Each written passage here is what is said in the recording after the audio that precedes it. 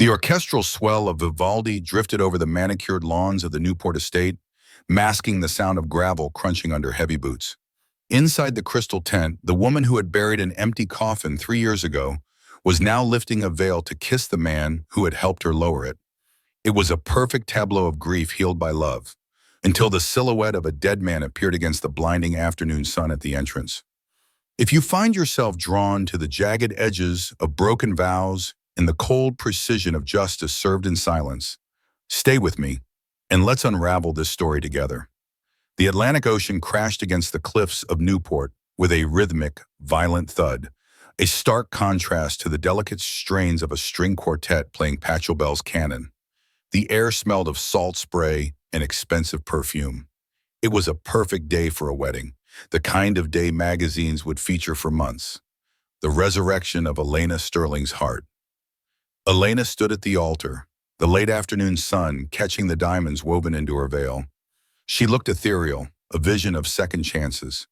Her hand rested in the palm of Marcus Thorne, a man who wore a tuxedo with the same easy arrogance he wore his corporate title. He was smiling at her, that reassuring, confident smile that had pulled her out of the darkness 3 years ago. "Do you, Elena, take this man?" the officiant began, his voice solemn and practiced. In the back row, a guest stifled a cough. A seagull cried overhead. It was all so scripted, so meticulously curated. Daniel Sterling watched it all from the shadow of the pergola, hidden by a cascade of white wisteria. He leaned heavily on a cane made of polished hickory, his knuckles white against the dark wood. He didn't look like the man in the memorial photos displayed on the welcome table. That man had been soft, clean-shaven, with eyes full of trusting light. The man under the wisteria was gaunt, his skin weathered by wind and frost, a jagged scar running from his temple into the graying beard on his jaw. He adjusted the collar of his suit. It was off the rack, ill-fitting compared to the bespoke Italian wool Marcus was wearing. Suits Daniel used to pay for. "If anyone here can show just cause why these two should not be joined." The officiant paused. It was a rhetorical beat, a tradition no one ever interrupted. The silence stretched for a second, 2 seconds. Marcus squeezed Elena's hand. She giggled softly, a sound of relief. Thump, scrape. The sound was distinct. The heavy thud of a boot, followed by the drag of wood against stone. Daniel stepped out of the shadows. He didn't shout. He didn't run. He simply walked down the center aisle, the limestone pavers amplifying the uneven rhythm of his gait. Step, drag, step, drag. The guests in the back rows turned first. A collective intake of breath rippled through the crowd like a wave. It started as confusion. Who is this vagrant? And curdled into horror.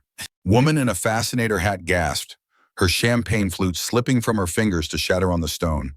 The glass breaking was the loudest sound in the world. At the altar, Marcus looked up, annoyed by the disturbance. His eyes narrowed, scanning the intruder. Then the color drained from his face so fast it looked like a physical blow. His mouth opened, but no sound came out. Elena, sensing the shift in the atmosphere, turned slowly. Her silk dress rustled like dry leaves. She saw him. She saw the eyes first. Steel gray. Unmistakable. Daniel stopped 10 feet from the altar. The ocean wind tugged at his coat. He looked at his best friend. He looked at his wife. He saw the terror in Elena's eyes, not the shock of a miracle, but the terror of a criminal caught in the light. "I apologize for the delay," Daniel said. His voice was rough, like gravel tumbling in a mixer, unused to speaking in hushed tones. "But I believe there's a legal impediment." Elena's knees buckled. Marcus caught her, but his grip was weak, trembling. "Daniel," Marcus whispered, the name strangling him. We buried you." "You buried an empty box, Marcus," Daniel replied, his gaze shifting to Elena. He didn't blink. "And it seems you didn't mourn for very long." The silence that followed was heavy, suffocating.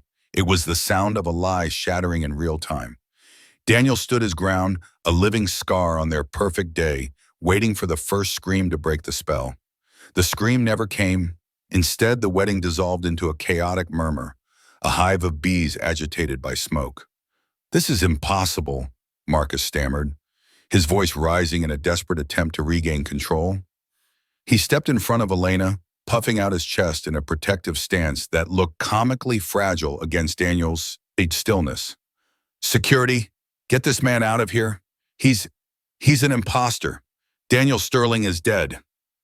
Two private security guards in black suits hesitated at the edge of the pavilion. They looked from the rugged, scarred man in the aisle to the polished memorial photo on the easel nearby. The eyes were the same. The jawline, though hidden by a beard, held the same defiant angle. They didn't move. "No," Elena whispered. She pushed Marcus aside, her movements jerky and uncoordinated. She took a step toward Daniel, her hands trembling as they reached out, hovering in the air between them. "Daniel, is it? Oh my God, you're alive?" She forced a smile. It was a grotesque thing, a mask of joy stretched thin over panic. "Profound miracle," she choked out, looking back at the guests as if cueing them to applaud. "He's alive! My husband is alive!" She lunged forward to embrace him.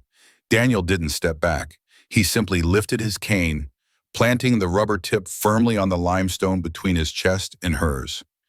It was a barrier as effective as a wall. "Don't," he said. The word was soft, but it carried the weight of a judge's gavel. Elena froze, her hands recoiling as if burned. "Daniel, darling, we thought you were gone. The wreckage, the authorities said what you paid them to say, Elena." Daniel cut in. The memory flashed through his mind, sharp as a shards of ice. 6 months ago, a sterile hospital room in Anchorage. He had just woken up from a coma, his body broken, his memory a fragmented mess of snow and fire. A nurse had handed him a tablet to help stimulate his cognitive recovery. He had logged into his cloud account, the one synced to the family iPad back in Chicago. He had been looking for photos of Elena to help him heal. Instead, he found the messages. Date, 2 days after the crash. Marcus, the search teams are asking for more funding to extend the radius. It's expensive. Elena, shut it down, Marcus. He's gone. We need to focus on the liquidity. If they declare him dead sooner, the policy pays out by Q3. And then, a photo attached to a message from a month before the crash. Elena and Marcus in a hotel room in Paris. The caption, "Soon we won't have to hide, just a little more patience." Daniel blinked, the cold Atlantic wind bringing him back to the present. He looked at the woman who had typed those words. She was weeping now, beautiful, tragic tears that stained her silk bodice. "How can you look at me like that?" she sobbed, playing to the audience now. "I mourned you for 3 years. I died inside, Daniel." "You recovered remarkably well," Daniel said, his eyes sliding to the diamond engagement ring on her finger. A ring bought with his money. Sirens wailed in the distance, growing louder, cutting through the ambient noise of the ocean. "I called the police before I walked down the aisle," Daniel announced to the crowd, his voice carrying clearly to the back rows. Identity theft, insurance fraud, and bigamy if this ceremony had concluded. Marcus's face turned a shade of gray that matched the overcast sky. "You can't do this, Dan. We're partners." "We were never partners, Marcus. You were a parasite." Daniel turned to the officiant, a stunned man clutching his leather-bound book. "I suggest you pack up, Father. There will be no wedding today." The guests began to scramble, a sea of silk and wool retreating from the scandal. Phones were out, recording, capturing the fall of the House of Sterling. Elena stood alone at the altar, the veil torn from her hair by the wind, looking from the man she was marrying to the man she had killed in her heart. Daniel watched her, feeling a strange, hollow peace. The love he had carried through the wilderness was gone, replaced by the cold clarity of structural failure. He had identified the cracks. Now the demolition would begin. 48 hours later, Chicago greeted Daniel with a familiar, biting wind that whipped off Lake Michigan, but the man standing in the center of the Gold Coast penthouse felt colder than the air outside. Daniel stood in the middle of what used to be his living room. The leather armchair, where he read blueprints, was gone. The mahogany bookshelves, once filled with engineering texts and first editions, were empty. In their place stood beige, rented furniture, sterile, inoffensive, meant to help prospective buyers envision their own lives here. A sale pending sign had been yanked from the window by Daniel's own hand minutes ago, leaving a smudge on the glass. He walked to the floor-to-ceiling window, looking out at the skyline he had helped build. The Sterling Tower gleamed in the distance, a monument to a life that felt like a dream. "Mr. Sterling?" The voice came from the doorway. It was a young associate from his old law firm, looking pale and terrified. We've executed the emergency injunctions." Daniel didn't turn around. "Everything?" "Everything, sir. All joint accounts, the life insurance trust, the corporate expense cards. We've also filed a motion to halt the sale of this property and the Lake Geneva estate. The banks have frozen all assets pending the investigation into your return." "Good," Daniel said quietly. Across town in the presidential suite of the Four Seasons, a room they could no longer afford, the atmosphere was suffocating. Elena paced the carpet, her phone pressed to her ear. She was still wearing the diamond earrings from the wedding, mostly because she was afraid to take them off. "Declined? What do you mean declined?" she hissed into the phone. "It's a black card. It doesn't have a limit." She listened for a moment, her face crumbling. She ended the call and threw the phone onto the duvet. It bounced harmlessly, a silent testament to her impotence. "They cut me off," she whispered. "The hotel just called. The card on file for the room charges was rejected." Marcus was sitting on the edge of the bed, his head in his hands. He had loosened his tie, but he looked like he was choking. "It's not just the cards, Elena," he said, his voice hollow. "I tried to log into the firm's main operating account this morning. Access denied. Biometric lock. Only Daniel had the master key." "But you're the Elena screamed, turning on him. "You took over. You told me you had full control." "I did, until the founder rose from the dead," Marcus snapped, standing up.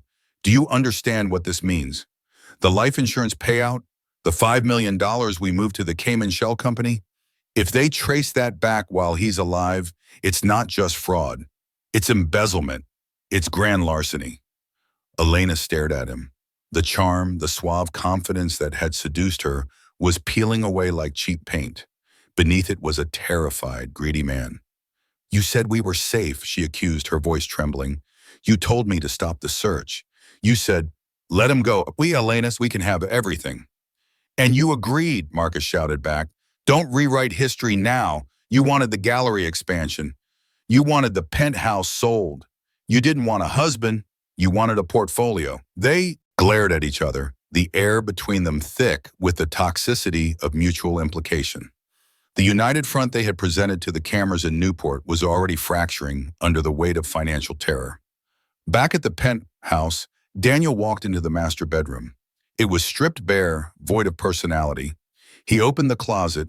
His suits were gone. His watch collection was gone. Even the shoebox of letters he had written her during his travels was gone. He felt a pang of grief, sharp and sudden, but he pushed it down. He wasn't here to mourn. He pulled his phone from his pocket. It was a burner, simple and untraceable. He dialed a number. "It's done," he said. "The accounts are frozen. Now release the first batch of emails to the Tribune." He hung up and looked at his reflection in the mirror. The scar on his face distorted his smile, making it look grim, almost cruel.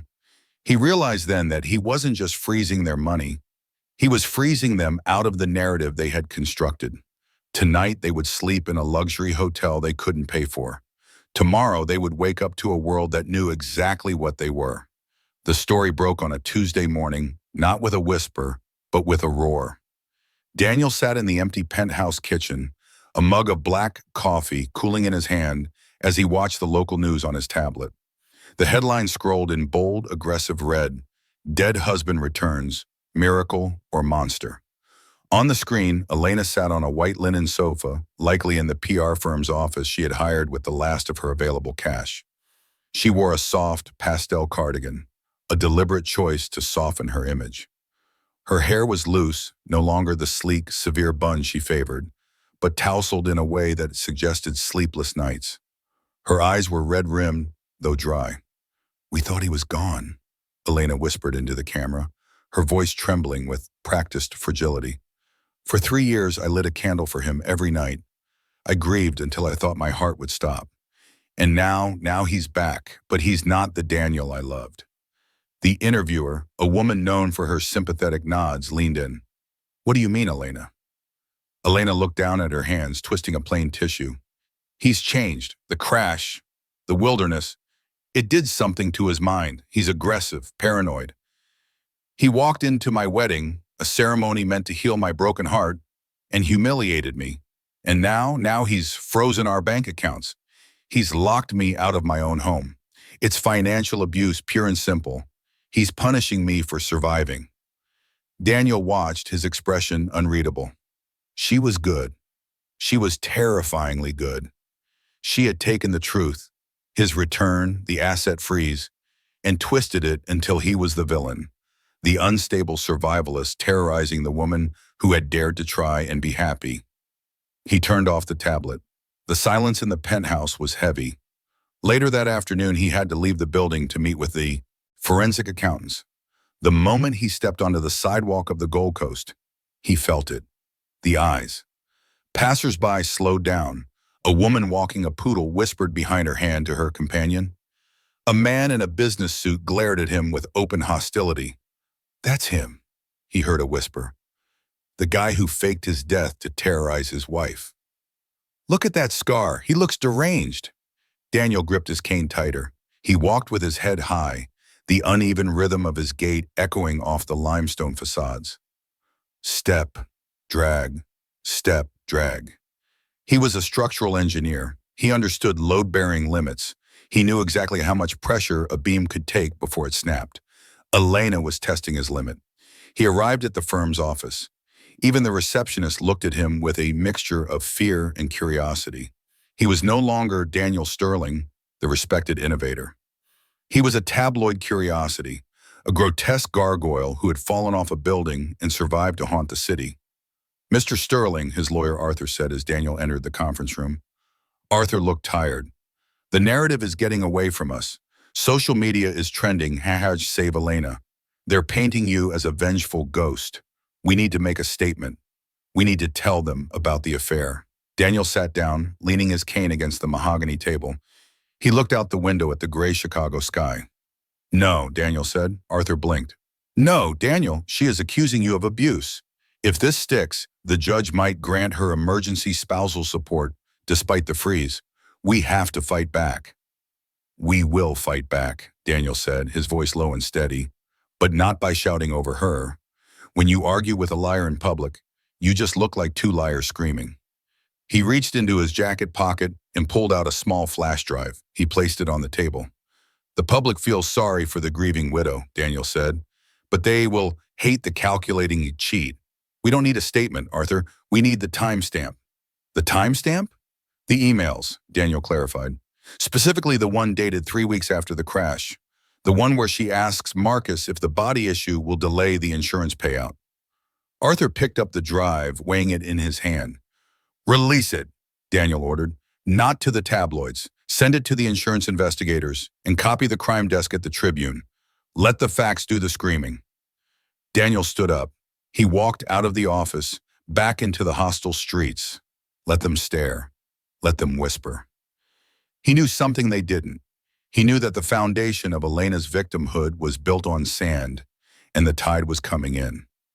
Elena was sitting in the back of a chauffeured Lincoln Town car, billed to the firm's corporate account, the last one Marcus had managed to keep active, feeling a surge of adrenaline that almost felt like happiness. Her phone was buzzing incessantly. The interview had aired 2 hours ago, and the internet was firmly on her side. You are so brave, Elena, a stranger commented on her Instagram. He sounds like a monster. Get a restraining order, wrote another. She smiled, adjusting her sunglasses. She had done it. She had turned the monster back into a ghost. Pull over at the next Starbucks, she told the driver. I need a latte, almond milk, extra hot. Yes, ma'am. She unlocked her phone to check the news again, hungry for more validation. She refreshed the front page of the Chicago Tribune. The smile froze on her face. The headline wasn't about her bravery. It wasn't about Daniel's instability. Exclusive. Sterling CEO and grieving widow plotted payout weeks after crash. Elena's thumb hovered over the screen. Her breath hitched in her throat. She tapped the link. There in high-resolution clarity was a screenshot of an email chain. Her email chain, from Elena Sterling to Marcus Thorne, date October 14th, 2021, 19 days post-crash. Subject, research logistics. Marcus, stop the helicopters. It's costing $50K a day. That's eating into the liquidity we'll need for the expansion. If the body isn't found by Friday, can we pressure the coroner for a presumption of death certificate? I can't access the trust until he's legally gone. We need that money to be free. Elena felt the blood drain from her extremities. The car suddenly felt very small, very hot. She scrolled down. There were more. Emails discussing how to hide their relationship from the board. Emails joking about Daniel's boring obsession with safety protocols. And one particularly damning exchange where Marcus promised to take care of the loose ends regarding the flight logs. She looked up at the comments section. The tide hadn't just turned, it had evaporated. She stopped the search to save money? Disgusting. Wait, she was sleeping with his business partner before the crash? Hash, save Elena? More like hashtag jail Elena. This woman is a sociopath. Ma'am? The driver asked, eyeing her in the rear-view mirror. We're at the Starbucks. Elena looked out the window. A group of college students was walking by, glued to their phones. One of them looked up, saw her in the back of the car, and pointed. He didn't look sympathetic. He looked repulsed.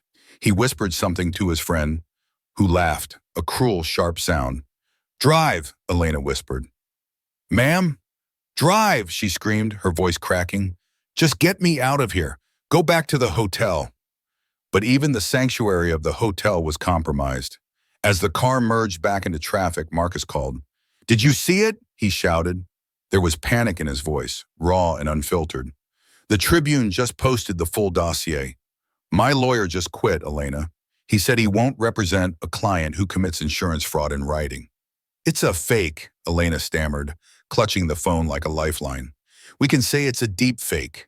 Daniel forged them. It's not a fake, you idiot. It's the server log. It has the IP addresses. Marcus sounded like he was hyperventilating. They're talking about an indictment, Elena. Not a lawsuit. Prison. Federal prison. Elena hung up. She stared at her reflection in the darkened window of the car. The diamonds in her ears suddenly felt heavy, like stones pulling her underwater. She checked her social media again. Her follower count was dropping by the thousands every minute. The brave widow comments were gone, replaced by a torrent of snake emojis and demands for justice. The world hadn't just turned on her, it had seen her. For the first time in her life, she wasn't the beautiful curator or the tragic victim. She was just a greedy woman who had left her husband to die in the snow for a gallery expansion. The car stopped at a red light. Outside, a news ticker on a corner building flashed the latest update. Police reopen investigation into Sterling disappearance.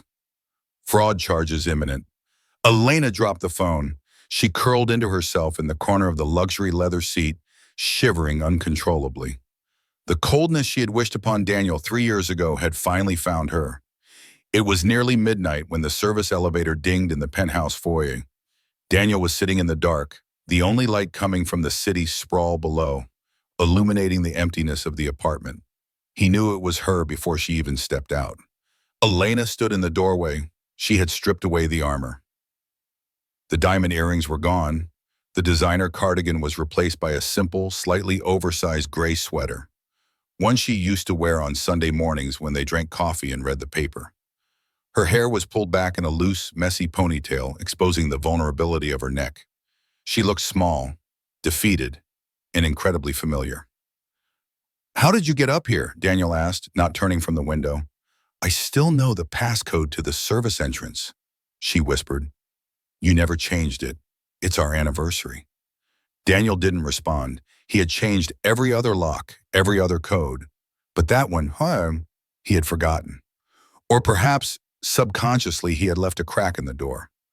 Elena walked into the room, her footsteps soft on the bare floorboards. She stopped a few feet away from his chair. The smell of her perfume, jasmine and sandalwood, drifted toward him, triggering a visceral memory of warmth that fought against the cold reality of the last 3 years. "They're going to arrest me, Daniel," she said, her voice trembling. "Tomorrow morning. Marcus says they're building a RICO case. Fraud, embezzlement." "You committed crimes, Elena. That's what happens." "I was lost," she cried out, dropping to her knees beside his chair. She reached for his hand, her fingers cold and desperate. "You have to understand. When the plane went down, I broke. I was terrified. Marcus, he was there. He told me you were gone. He told me the only way to survive, to keep your legacy alive, was to secure the company." Daniel looked down at her. In the shadows, the lines of worry on her face made her look younger, like the girl he had met in grad school. "You didn't keep my legacy alive," Daniel said softly. "You sold my library. You sold my designs. You tried to sell this house. I was lonely." She squeezed his hand, pressing her cheek against his knuckles. "It was a move that used to disarm him completely. It was too big without you. Every room screamed your name. I couldn't breathe here, Daniel. I wasn't greedy. I was drowning, and Marcus threw me a lifeline." She looked up at him, tears spilling from her eyes. They looked genuine. "I never stopped loving you. Even with him, I closed my eyes and pretended it was you. Why do you think I kept your sweater? Why do you think I remembered the code?" For a moment, the silence stretched thin. Daniel felt the ache in his chest, the phantom pain of the husband who had died in the snow. He remembered how she used to nurse him when he had the flu, how she would read to him. He looked at her tear-stained face and felt a terrifying urge to believe her, to pull her up, hold her, and tell her he would fix it. He had always fixed it. "We can start over," she whispered, sensing his hesitation. "We have money in the offshore accounts that they haven't found. We can go away, just you and me, like we always planned." Daniel froze. The money. She hadn't said, "We can fix us." She hadn't said, "I'm sorry." She had said, "We have money." The spell broke. The warmth evaporated, replaced by the biting wind of the Alaskan tundra. He remembered lying in the wreckage, his legs shattered, freezing to death while she was emailing Marcus about liquidity. He pulled his hand away. "You're not crying because you lost me, Elena," Daniel said, his voice flat. "You're crying because you lost the penthouse." "No, Daniel, please." "You kept the code because it was useful," he continued, standing up and leaning heavily on his cane. "You kept the sweater because it fit the narrative of the grieving widow. And you're here now because I'm the only person left who can save you from prison." Elena scrambled to her feet, her mask slipping. The vulnerability vanished, replaced by a flash of the sharp, calculating anger he had seen at the wedding. "I am your wife," she hissed. "If I go down, I will drag your reputation through the mud. I will tell them you were abusive. I will tell them you abandoned me." "You already tried that," Daniel said calmly, "and the internet has already decided who the monster is." He walked to the wall and pressed the intercom button. "Security?" A voice crackled. "There is an intruder in the penthouse," Daniel said, not taking his eyes off her. "Please send the police up. They're already looking for her." Elena stared at him, her mouth opening and closing in shock. She realized then that the man standing before her wasn't the soft engineer she had married. That man had died in the crash. The man who came back was made of steel and scar tissue, and he was structurally unsound for her kind of love. "Get out," Daniel said. Elena backed away, a sob strangling in her throat. She turned and ran to the service elevator, hammering the button, but the doors didn't open. He had locked it from the panel. "You'll have to wait for the police," Daniel said, sitting back down in the dark. "It shouldn't take long. They're very efficient when the evidence is this clear." 3 hours later, Marcus Thorne sat in a sterile, windowless interview room at the Federal Plaza. But he wasn't sweating. He was shivering. The air conditioning was set to a temperature designed to make men uncomfortable, and Marcus was already a man on the edge of a precipice. Across the metal table sat Special Agent Miller, a woman with eyes as hard as the concrete Daniel used to pour. She tapped a manila folder with her pen. "Mr. Thorne," she said, her voice deceptively light, "the digital footprint is undeniable. Wire fraud, conspiracy to commit insurance fraud, embezzlement from the Sterling Trust. You're looking at 20 years, minimum." Marcus loosened his tie, his hands shaking. I, I was just the executor. I didn't plan it. The emails say otherwise, Miller said, flipping the folder open. You initiated the conversation about the Cayman shell accounts. Because she told me to, Marcus blurted out, the dam breaking. You have to understand, Elena, she's manipulative. She was the one who pushed to stop the search. She said if Daniel came back, he'd ruin us. She said the company needed fresh leadership. I was in love with her. I did what she asked. Miller raised an eyebrow. So you're saying Elena Sterling was the architect of the fraud? Marcus hesitated for a fraction of a second. He thought about the wedding in Newport. He thought about Elena's laugh, the way she looked in silk. Then he thought about a 6-by-8 cell in a federal penitentiary.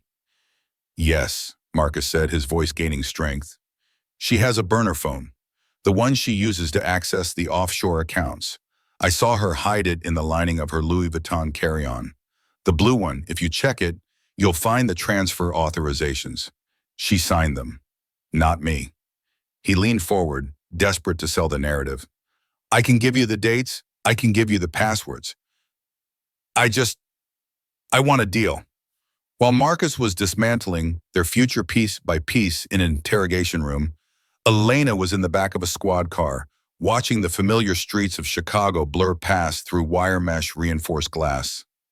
She wasn't in the penthouse anymore. The police had arrived 10 minutes after Daniel's call. They hadn't been rough, but they hadn't been gentle either. They had cuffed her hands behind her back, indifferent to her cries of pain or her threats to sue. She was still wearing the gray sweater, but now it felt like a prison uniform. Her phone, which had been confiscated, buzzed in the evidence bag on the front seat. She couldn't see the screen, but she knew who it was. It wasn't Marcus.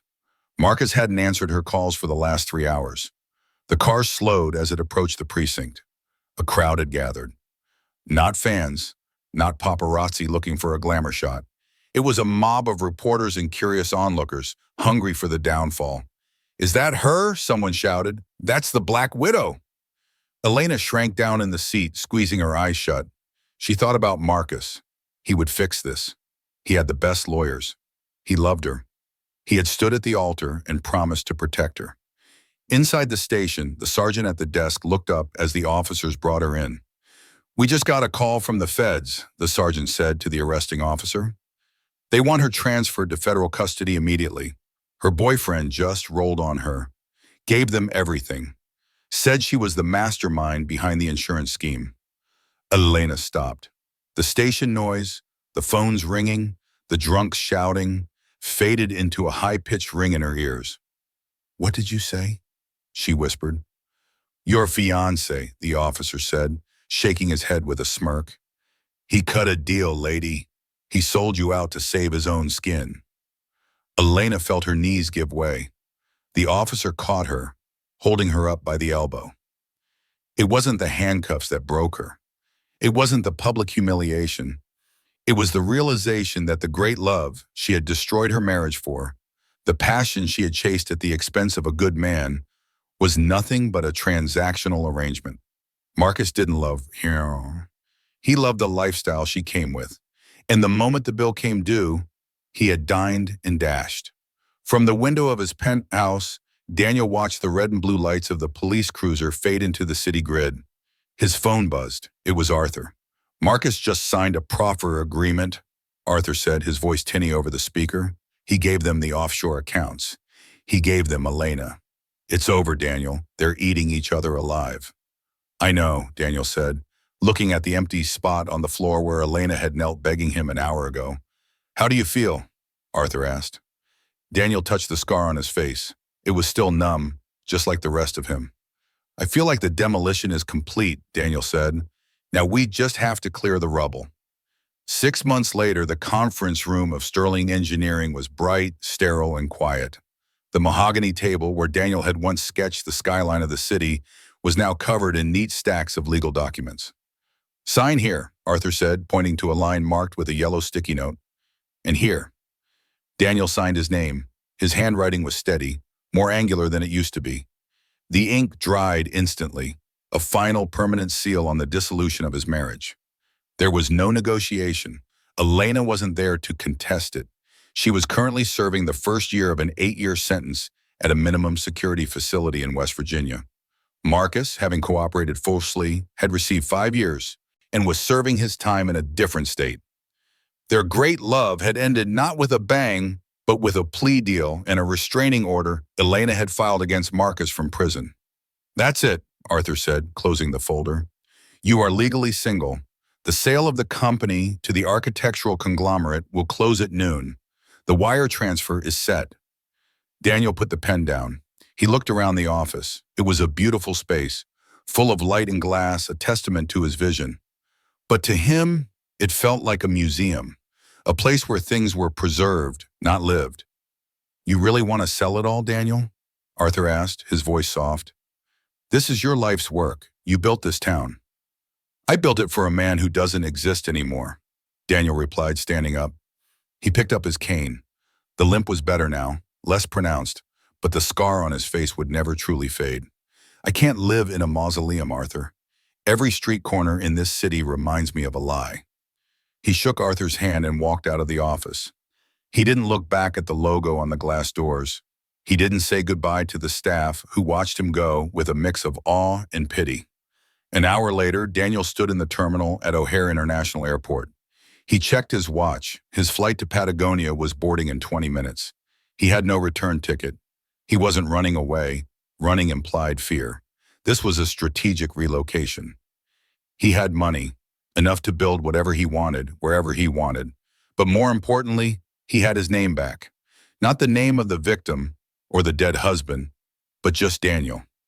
He walked to the window and looked out at the gray expanse of the airfield. Beyond the tarmac, the Chicago skyline rose like a jagged range of steel mountains against the horizon. He saw the Sterling Tower, piercing the clouds. He thought about Elena.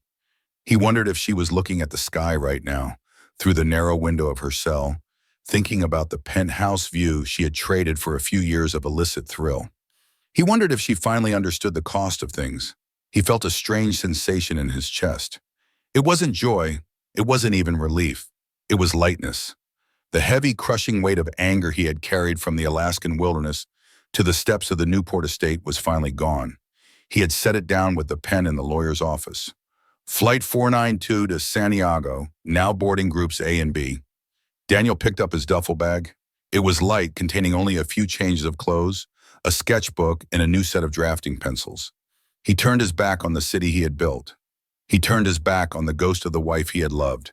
He walked toward the gate, the cane clicking softly on the terrazzo floor. Step, step, step. The drag was gone. The man who had died in the snow was finally at rest. The man who boarded the plane was ready to design something new.